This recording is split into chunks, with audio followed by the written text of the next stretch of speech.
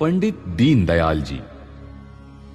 पंडित दीनदयाल जी एक विरोधी दल के प्रमुख व्यक्ति थे। उनका तो ये कर्तव्य ही था कि जो अनिष्ट दिखे, जो त्रुटिपूर्ण दिखाई दे, उसके विषय में अपने मत को असंदिग्ध शब्दों में प्रकट करें। ये उन्होंने किया भी। उनके लेखों को देखने पर हमें दिखाई देगा कि उनके हृदय के अंदर कोई कटुता नहीं थी, शब्दों में भी कटुता नहीं थी, बड़े प्रेम से बोला करते थे। मेरा तो उनसे बहुत घनिष्ठ संबंध था, कभी किसी पर भी जरा भी नाराज नहीं हुए। बहुत खराबी होने पर भी खराबी करने वाले के प्रति उन्होंने अपशब्द का प्रयोग नहीं किया। वे युधिष्ठिर के समान थे, जो दुर्योधन शब्द में दुराक्षर होने के कारण उसे दुर्योधन नहीं सुयोधन कहा करते थे।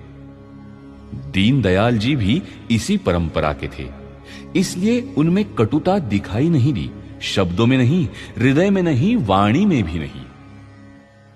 कभी कभी मुझे ऐसा लगता है कि वो संघ का प्रचारक था तो अच्छा था। हमारे स्वर्गीय डॉक्टर श्यामा प्रसाद एक बार मेरे पास आए और उन्होंने कहा, मैं एक राजनीतिक दल चलाना चाहता हूं, मुझे कुछ कार्यकर्ता दो। इस पर हमारे सब मित्रों ने कहा, डॉक्टर श्यामा प्रसाद से अपना निकट संबंध है, उनको एक सहयोगी देना कठिन नहीं है, उनको एक अच्छा आदमी चाहिए। दीनदयाल अच्छा आदमी है, इसलिए दीनदयाल को उन्हें दिया। जनसंघ की वृद्धि से हम समझ सकते हैं कि उन्हें कितना बड़ा कार्यकर्ता प्राप्त हुआ। थोड़े ही समय में उसने जो प्रतिष्ठा कमाई, उससे हम समझ सकते हैं कि उसमें कितना कर्तृत्व था। मैं जानता था कि वो कर्तृत्ववान है, गुणवान है, बुद्धिमान है। मुझे इस बात का भी प्रत्यक्ष अनुभव है कि संघ के प्रचारक के नाते वो संगठन के शास्त्र में कुशल है। मैं ये भी जानता था कि अपनी मधुर वाणी, स्नेहिल व्यवहार और सब प्रकार के मानसिक बौद्धिक संतुलन के उस क्षेत्र में वो असामान्य स्थान प्राप्त करेगा। देश में तो उसे बहुत बड़ा स्थान प्राप्त हो चुका था और भी बड़ा स्थान मिल सकता था। मुझे दुख यही होता है कि जगत में सामने आने, असामान्य स्थान प्राप्त करने के पहले ही वो चला गया।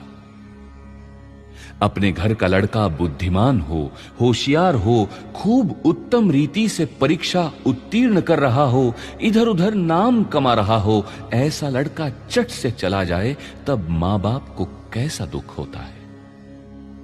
आप में से बहुतांश परिवार चलाने वाले लोग हैं, इसकी कल्पना कर सकते हैं।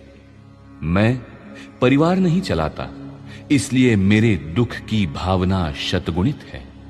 इसी कारण उसके वैयक्तिक संबंध में कुछ नहीं कहूंगा। इतना ही कहूंगा कि ईश्वर ने उसे ले लिया है। अंग्रेजी में एक पुरानी कहावत मैंने पढ़ी है, Those whom God loves die young। भगवान को शायद उस पर अतीव प्रेम था, इसी कारण हम लोगों के प्रेम की अवहेलना कर वो उसे उठा कर ले गया। चंदन है